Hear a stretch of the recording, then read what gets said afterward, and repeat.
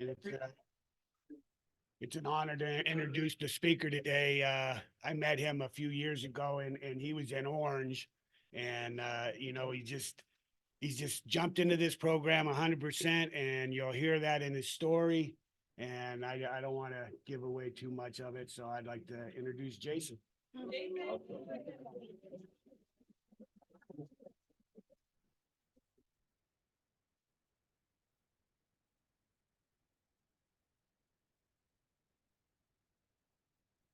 How we doing, guys?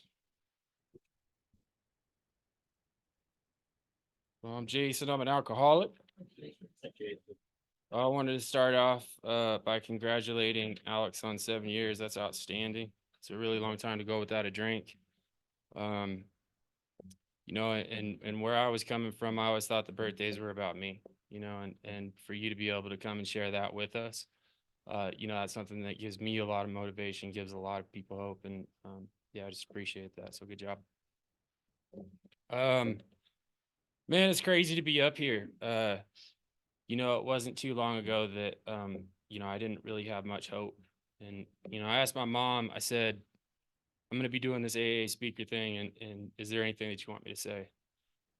And she told me, she said, whether it's you or, her, or whoever it is, it's just, there's always hope that's surrounding every situation that we're going through.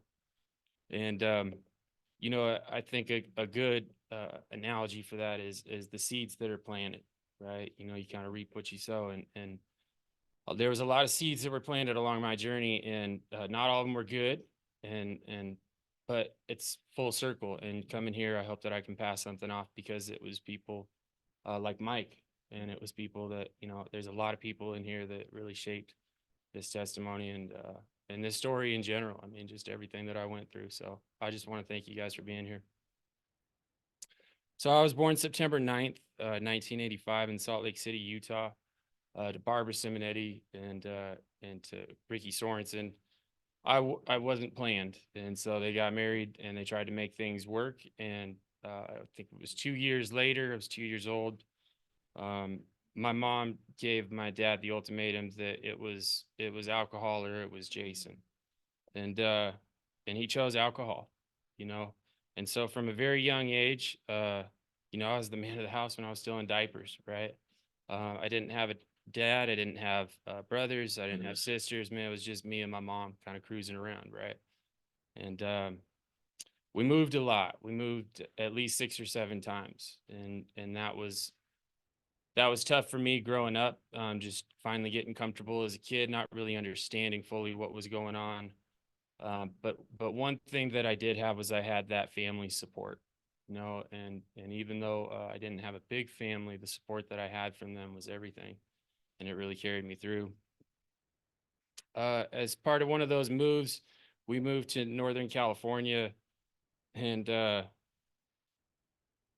I remember it was right when we very first moved there, and they were like, all right, well, we want to get Jason kind of comfortable here, so let's go get him a shirt, right? Let's get him something that kind of symbolizes Northern California. So they got me a San Francisco 49ers shirt, right? And that was huge, man. That was so exciting for a little kid. But I will never forget, we're talking about seeds that are planted. That planted a seed of devotion and passion for football that still hasn't left me to today. And I wore number 80 for Jerry Rice. Jerry Rice was my hero, my idol. He was everything. And to be able to see, especially at that time, to be able to see Steve Young, Joe Montana, Ronnie Lott, I mean, these are some of the greatest that ever played the game. And that's kind of what I thought life was about, like you just always win, right? You just always win the Super Bowl, right? It's just like the movies, And yeah. And I made it to AA. So but no, it's good stuff, man. And football has taught me so much, and I am so thankful for the opportunity to play it. But I will say this, I've had a lot of successes, but it's the losses that helped me the most, hands down. And I don't know where I'd be without it. So we moved to Olympia, Washington, my 8th grade year, and I wasn't the biggest kid. You know, I really love football. I love baseball. I just loved athletics in general. It was a way for me to get some male role models as well. So my mom kind of encouraged me to get out there and go do that.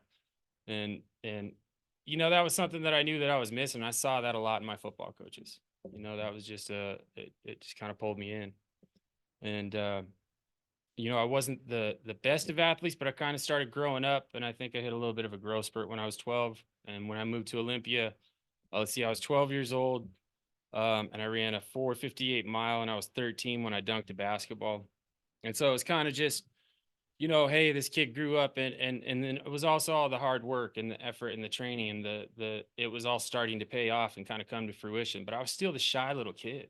You know what I mean? Like I was still this kid without a dad that had moved around left and right. You know, my outlet was football, but it was there was still a lot of stuff internally, you know, and that was really hard for a kid. You know, looking back on it. Also, speaking on that, I can only imagine the fear that my mom went through. Being an only child, a single mom out there in the world, like I can only imagine. And you know, that's love. You know, that's the kind of stuff that's carried me through. And regardless of the situation, you know, I'd do anything for that woman. And part of my sobriety is being able to pay that back, being able to be there for her because she's not doing the best right now. And to be able to be there for her is priceless. So yeah, I mean, I grew up, I started playing football. I started playing it pretty well. But I think competition had already ingrained a very unhealthy competitive mindset for me. And it was about beating everyone. You know, it was about number one or no one, you know, and with society the way that it was, you know, just trying to figure things out, I think I put a lot of expectations on myself. It was never good enough. And those were some things that weren't addressed and started to create some things that were brewing. You know, through sports and in high school, I was able to meet two of my best friends, Adam and Wes, and these guys were big brothers to me. So I was a year behind in terms of my grade, and these guys were a year ahead. So they were 2 years older than me. So they were just like big brothers. They were athletes, and they kind of walked me through the high school deal. You know, I think we all can kind of relate with high school being a little bit awkward and kids can be mean and kids can be right. So having a couple of role models was, you know, that's priceless for me. My freshman year, I'll never forget it. We were at Shelton High School and we were warming up for our first game, and the freshmen, they all played on the same team. And we were warming up, and I felt good. I was ready to go. We had a really good squad, but you never know how you're going to do. You know what I mean? That's your first time out there in the arena, right? And putting yourself up against another squad. And I caught the first touchdown, scored our first touchdown of that year, and we went undefeated. And that bond, that was such a fun year playing football. That bond that we created at that time, though, would pay off later. I remember that I was at Oregon State football camp right before my junior year, and Oregon State football camp was a really big deal as a team, you know, trying to get your plays down, trying to get your cohesiveness. But it was also an opportunity for us to get on a national stage, right? It was us to be able to get out in front of some coaches and be able to kind of show what we were doing. And that's what I wanted to do. That was my dream, was to play college football. I remember I had scored a touchdown, and when I fell into the end zone, the guy kind of fell on me awkward, and I knew something was wrong. I went in the next play, and I was blocking, and I could just feel this burning feeling, and I broke my collarbone, and so that ended it, and that also put my junior season in jeopardy because of the time frame and the healing. But for the first time, I was without sports, and I didn't know what to do. And every morning I would wake up at 5. I'd run, I'd hit the weights, I'd go through my playbook, I'd run routes. You know, I had some good friends, but I didn't really party. I'd never touched drugs, nothing. I mean, I was real straight laced. And it was within 1 month of me breaking my collarbone, in a 1-week span, I drank alcohol for the first time, I smoked weed for the first time, and I lost my virginity. All of it out the window. Now, looking back on it, I can see that that was just purely self-medication. at the time it was just cutting loose and having some fun, right? But it's crazy reading the story up in front of you guys and telling you that my dad left when I was 2 years old, and that was my decision when I broke my collarbone. It's just it sounds crazy, but that's alcoholism. We have a disease, and, it attacks our mind. And it was still, once I got healthy, I was able to get back on track, and I got back into football. It's not like I was partying every day, but at the same time I was partying on the weekends, and I was not living to the best of my ability. It was my junior year. It was right before Thanksgiving, and I remember coming home, and my mom told me that money was kind of tight. I knew money was tight. I knew that we didn't have the most, and but I remember her, like, this was real, and it was, hey, we're gonna get evicted right before Thanksgiving, and I remember, all right, well, we'll figure something out. And I remember the next day I walked to school, and, well, pretended, right, and I walked back, and uh I remember I got on the phone and I called churches, you know, and it was crazy because I just went through that list in the phone book and just kind of went through everything. And I remember the very last church was in Tenino, Washington, and they said, "Listen, we'll give you the rest of the money on one condition, that we can come out and we can meet you and your mom." And we signed up, and that was the very first time that I accepted God into my life. That was the first time that I had any kind of religion. My mom was very open to me making my own choices. I remember going to a Buddhist temple. I remember going, reading about all this different stuff, but she didn't want to force anything on me. So, having that, being able to have that experience was something that at the time, it's not like I went to church after that. It's not like we really kept much. I didn't think we kept in touch, but it wasn't working it. I wasn't living it. It was just, it was a desperation prayer. Teabag prayer, I think, is a pretty good term for it, right? I'm in some hot water, right? God, come help me, man. And he did, right? And that's the crazy thing. He did, right? So, I talked about that bond that we created when we were freshmen. Well, my senior year, my sophomore and junior year, we were knocked out of the first round of the playoffs. And that was really, really tough.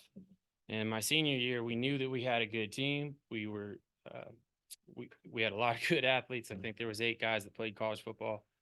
But more than anything, we had a bond, and we went out there and we showed that. And I helped lead my team to the state championship up in Washington. It was the 4A state championship against Kentwood in the Tacoma Dome. And we lost by a touchdown. And I'll never forget that, because I was the first guy off the field, and looking back on it, that's one of my biggest regrets, that I would have stayed out there with my guys, that I would have embraced that moment more.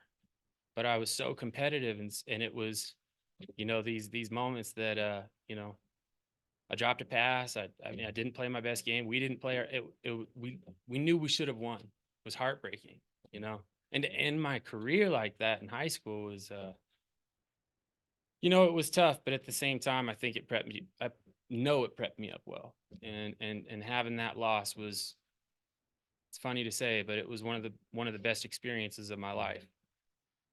During that season, it was actually the very first game of the season. I broke my rib, and I remember I was sitting in art class, and a wrestler came up to me and he said, "Hey, I've got something that can help you out," and it was OxyContin.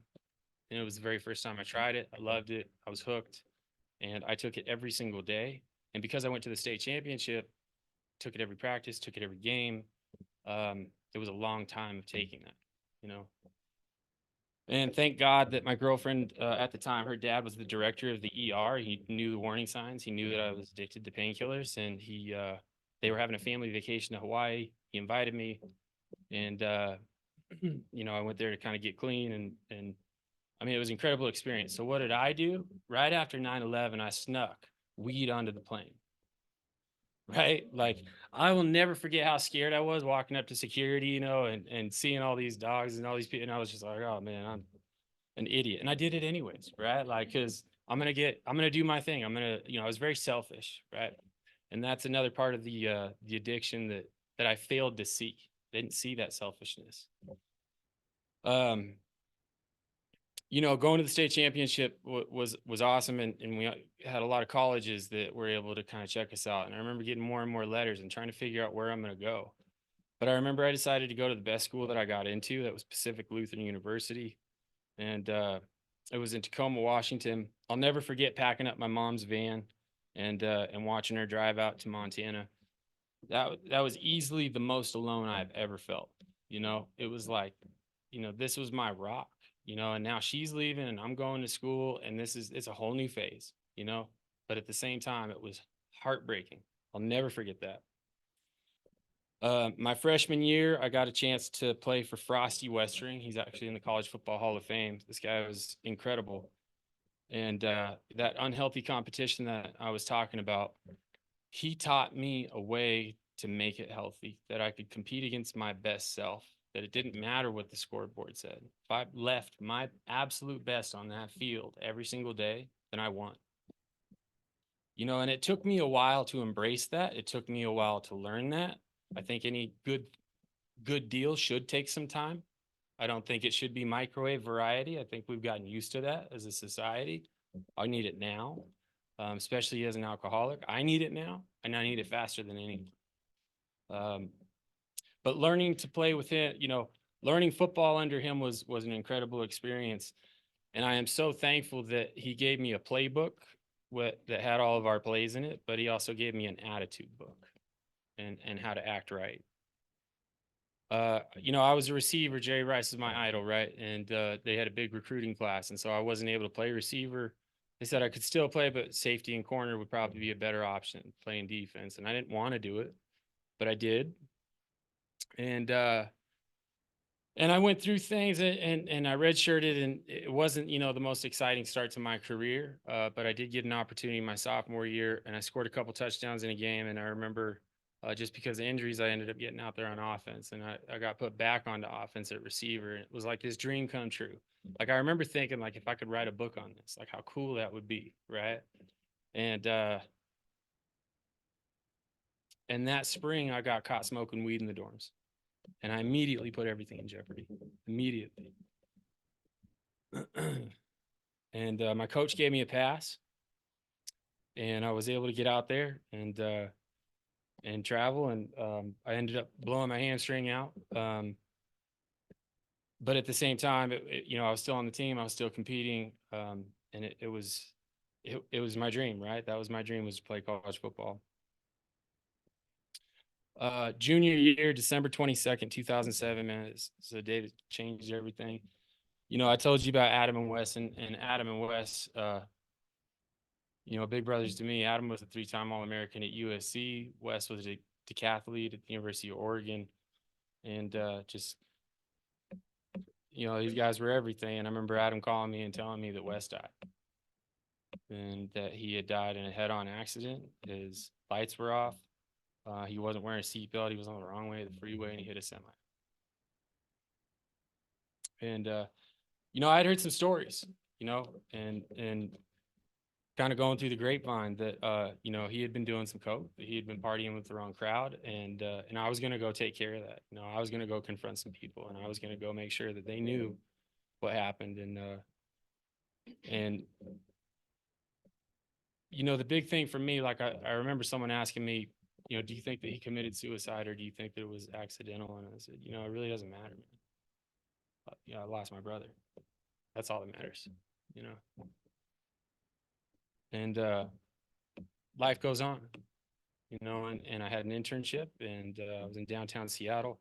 I completed that internship, and I was celebrating, and I got a DUI. I got pulled over because I didn't have my tabs were expired. And this is right before my senior year of football. And it was kind of like, you know, I look back on high school and how special that senior year was there. And it was almost the exact same, you know. And I was in the best shape of my life. I was making plays that, you know, I didn't even know that I could make. And quickly I found out that I wasn't kicked off the team, but I couldn't really practice couldn't really play, couldn't, you know, I just kind of had to be on the sidelines, you know.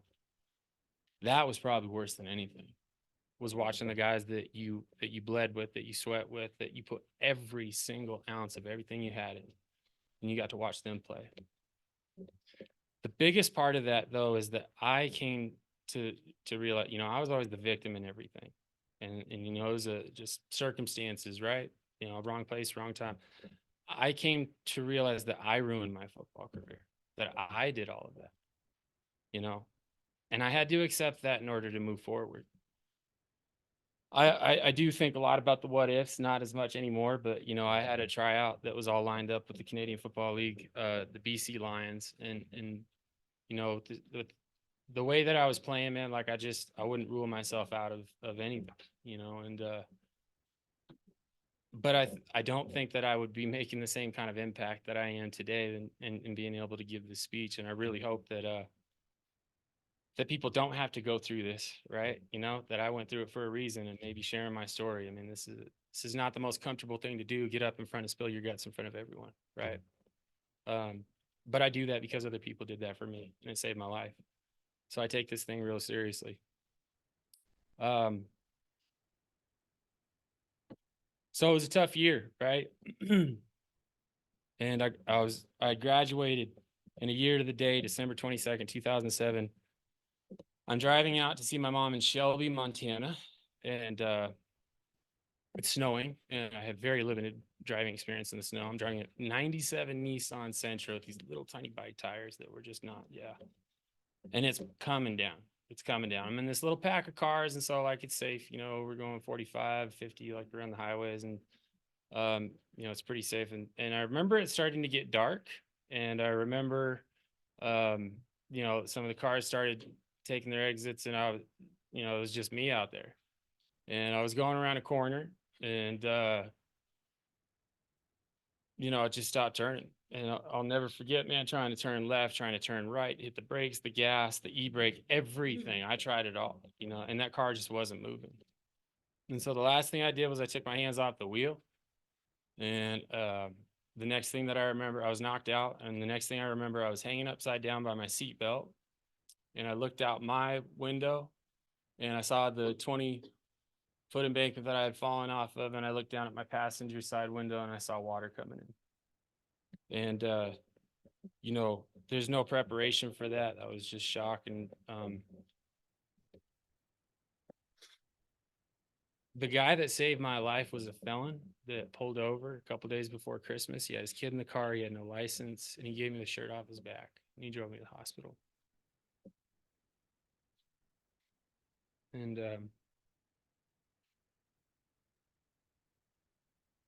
you know, it's just crazy how life works, man. And God works. You know, God gives us these miracles, and it's our choice to see them or not. And I didn't see that. After I had graduated, you know, I remember going to Starbucks headquarters in Seattle and talking about, you know, doing some public relations and advertising and stuff for them. But the recession was really starting to kick in, and you know, that wasn't going to happen. You need to have some experience. So I went out and I started working at a grocery outlet, stocking the freezers. And I got a part-time sales position at Radio Shack about a year and a half into that. And I remember that, you know, I felt like this is my foot in the door. Like, this is my opportunity, you know, kind of like football, like, hey, I got to go get this. And I remember being very average at it, very average at sales. And I remember I told my boss, man, like, I don't like this. You know, I'm not used to, you know, like, I want to be good. He said, you learn how to sell phones here and you'll be good. Right. And I just took off, man. Like, it was just crazy with it, you know, and there was no in between. I went from part-time sales associate to store manager. And my first store was in Southgate, the Southgate Mall in Coeur d'Alene, Idaho. It was a failing store at the time, so it was kind of a store to kind of cut my teeth at, kind of get some experience. I was a bottom 500 store out of 4,500 stores.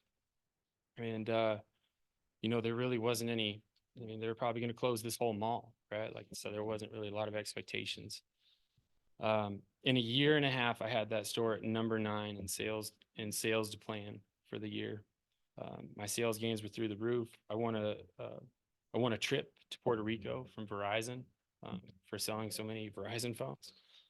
It was crazy, you know. And I actually took Adam on that trip, right? My girlfriend at the time probably was so pissed, right? So pissed. But yeah, that was the time of my life, man. That was so fun. That was so fun, man. Uh, so now I'm doing well, and it's like, all right, I'm out here in Coeur d'Alene, Idaho. This isn't my home, and I'd always wanted to go back home to Western Washington. And this was so many fun memories, growing up, and just that was home, and that was still where a lot of friends were at, and kind of the goal the whole time. And so I took a promotion, and I went out there, and I started running a store in Lacey, Washington. And I remember getting back there, and my friend picked me up, and it was like, all right, it seems a little different, whatever. And it was completely different, man. Like it was night and day different. There was gangs, there was drugs, there was violence, there was I was drinking, I was doing pills, I was first day. Like I mean, it was immediate. And everything that I'd worked so hard for, you know what I mean? And addiction was really kicking my ass, and I could see the writing on the wall. I knew that something bad was going to happen.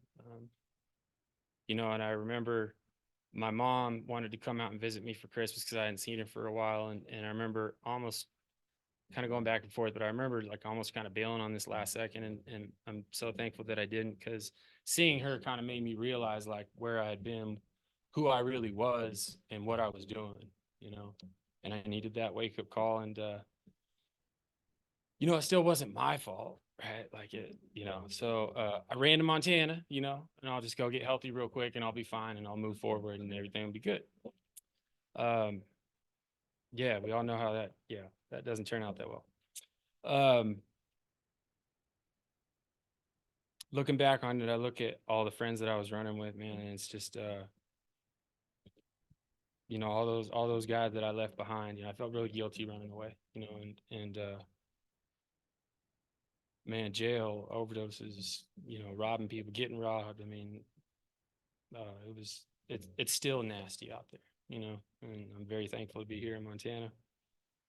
I had some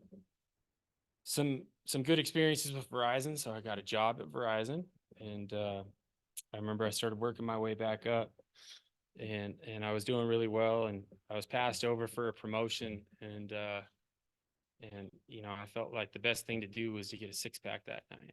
And so I decided to grab this because I deserved it, right? And it was very quick that I was grabbing a 30-pack every night.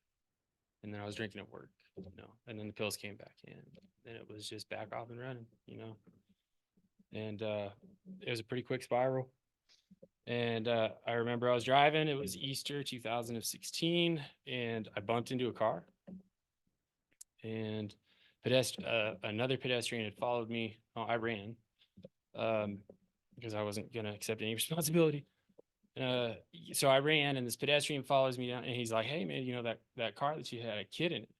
And my heart sinks, I'm like, all right, got some money on me, like I'll go run it back to him. And on my way back, I see the car, and I'm like, all right, let me flip around, and I didn't see the cop car behind him, and to this day, I will never forget that cop jumping out in the middle of the road trying to stop me, and I was so inebriated, and just the last second, like inches from killing that guy. I mean, it was wild. And I was terrified at that point, and I took off running, and that was the worst thing that I could do.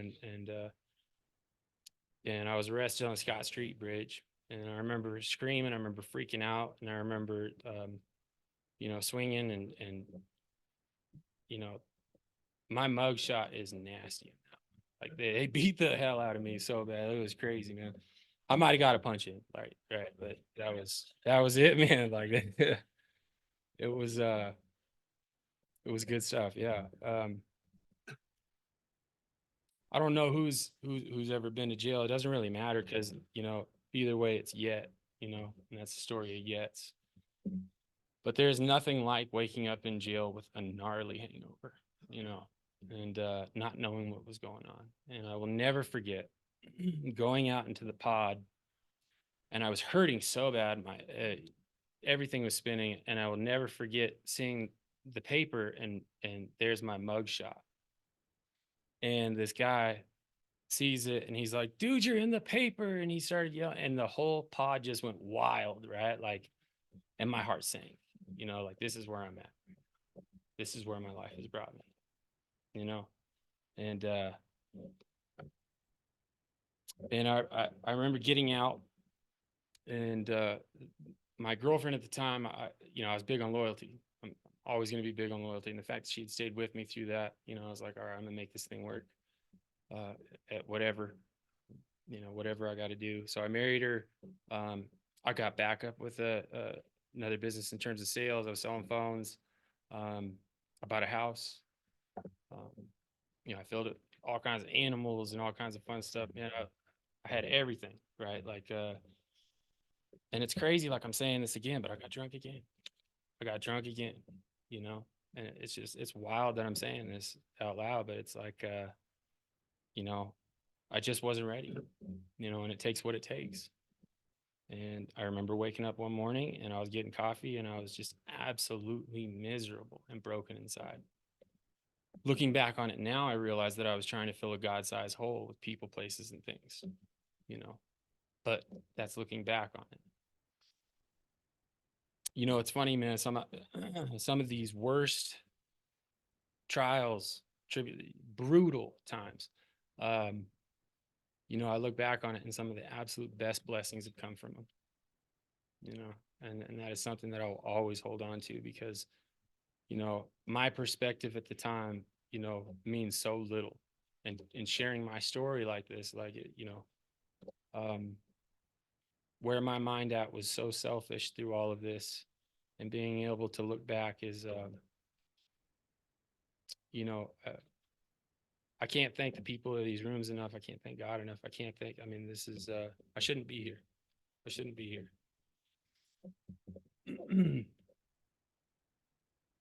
And so, you know, and I go and I lose everything again. And now I'm back in jail. And I decided, hey, maybe I'm going to go to an AA meeting.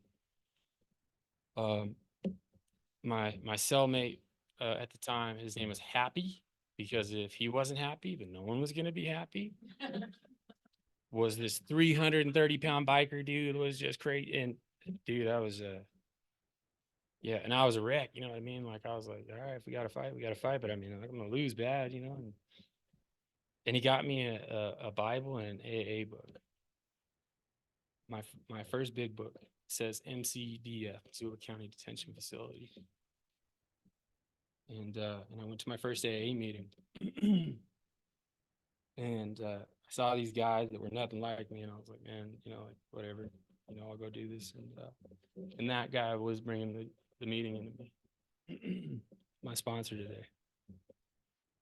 And I think my contact name still in his phone is Jason Jail, right? Like,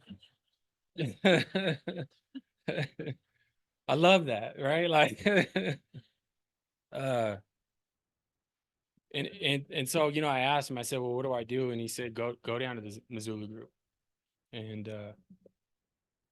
And shout out to the guys that came from the Missoula group. Thank you for supporting me here. You know, the Missoula group is hands down the best meeting in Missoula, in my opinion. And I'm very proud of it. Proud to be a member there.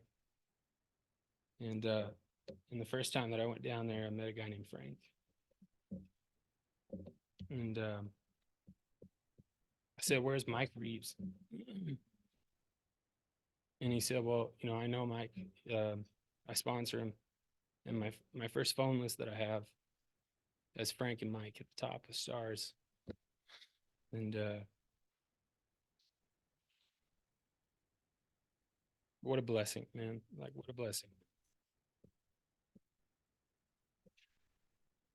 You know, I was in a tough spot, and I got a sponsor, and you know, I started going through some things, and I started going through the steps. But I still wasn't fully working this deal. And, you know, I remember my football coach saying this to me. He said, Jason, you got to be more like the flagpole instead of the flag. You know, you make this great catch and we all see it and it's exciting, but then you drop one and then we all see you hunch your shoulders, man. The whole team sees that, you know? And, you know, it's funny. My sponsor's wife passed away. I gave up my service spot and Frank passed away. And, and, and I went back to drinking, you know, and I didn't follow the principles and the rules here. And I was working at Ashley Furniture, and this guy comes in and he's buying the sofa, and I'll never forget. He invited me to church, and I was like, dude, I will catch on fire if I walk into a church right now. So that's probably not the best thing. And I'll never forget. He kept bugging me, right? And so I was like, okay, well, you know, maybe this guy just wants a better deal on a sofa. You know what I mean? Like, all right, the hands down best deal. This is it. You know what I mean? Like, but he was so persistent with it, but he was so, I don't know, man, he did it right. And I ended up going into church. So I went to Cross Point Church down here on Mullen Road. Outstanding church. And, you know, I was so broken. I was so jacked up, and it was like, man, just trying, I was grasping for straws, you know. And my best friend at the time, Brian, you know, we had cut some firewood together, and we had, you know, I'd lived with him when I got kicked out. It was, you know, he's my best friend here in Montana. And it was Thanksgiving of 2021. And he overdosed, and he died. And, you know, I just went off the rails. I'll never forget. I got that call leaving church, and there was nothing that was going to stop me at that point. Nothing.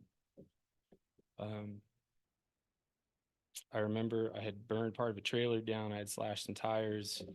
I remember being on Stevens and Brooks, and I popped a guy's tire and I punched him in the face in the middle of the day.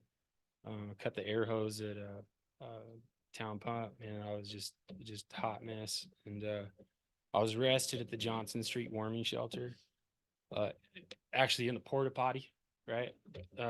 December 28th, 2021. And they let me get out, which was cool. You know, I appreciated that. But you know, and here I am back in jail, man, and it's like, hey man, everyone knows me and I know everyone here. And it's like I'm becoming institutionalized. And at that point I knew that that was the best thing, though. And I knew that I was fucked because I was so afraid to get out and make my own choices. That's when I knew I was done. I was licked, right? And I celebrated New Year's in jail.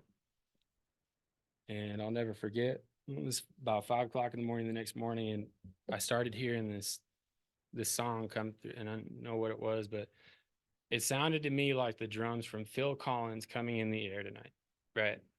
5 o'clock in the morning in jail, everything, lights are out, everything very faint. And I'll never forget this feeling that came over me. And it's like these wings wrapped around me and said, I'm going to heal you. You're in my hands now, you know? And,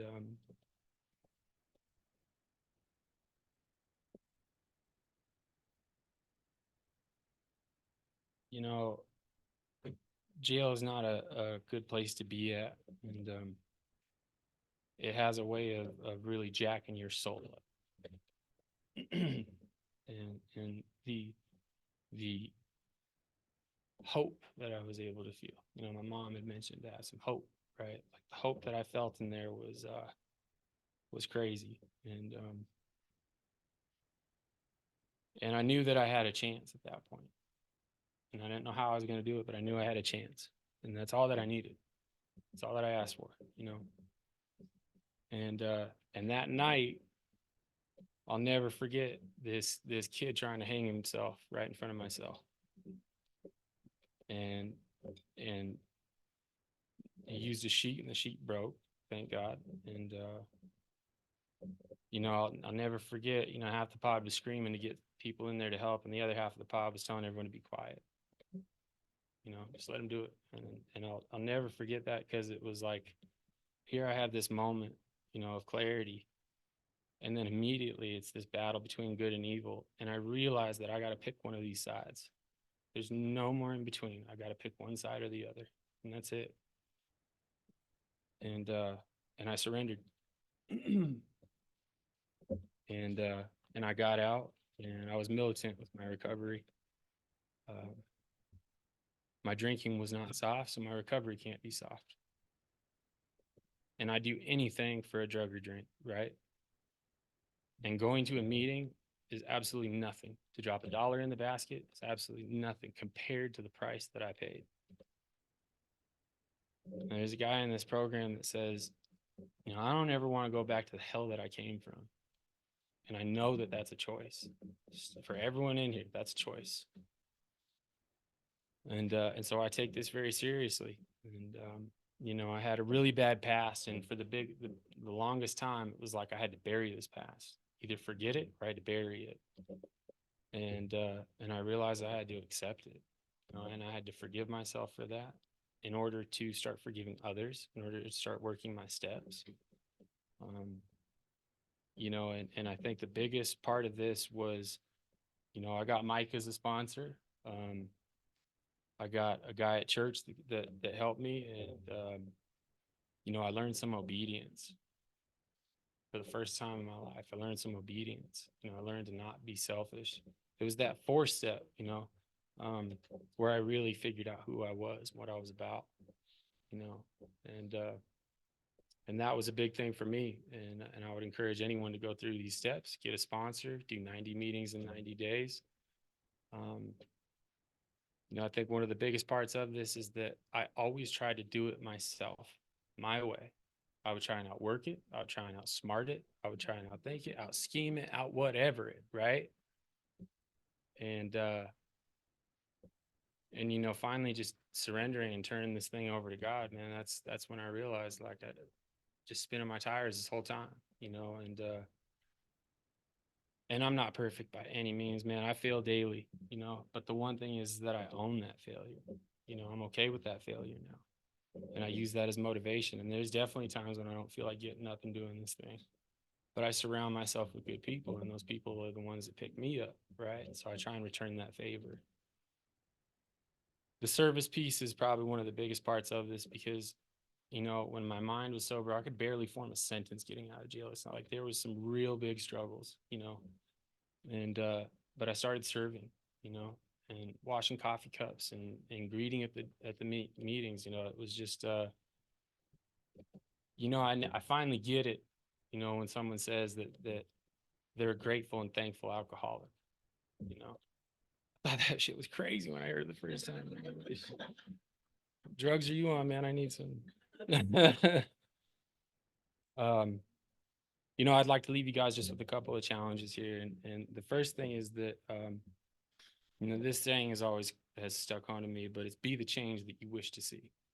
A lot of people are talking, a lot of people say a lot of things, but are you walking your talk? And that's an internal thing, right? I think we all have a different talk that we need to focus on. 2, fellowship, not isolating. When I was isolated was when I made the worst decisions of my life, hands down, not even close. And just get out there, man. It doesn't even matter. Just get out there. It doesn't matter what kind of headspace you're in. Just try and do something with some other people that are a good surrounding, right? And I know this held me up, but the final thing is that, I had to find God, but I would encourage anyone to find something spiritual to hold on to, and you don't have to figure it out right now. It should take some time. And for me, being able to do that, combined with the fellowship, combined with working these steps, man, I've got a hope and a peace in my life that I wouldn't trade for anything. That's all I got.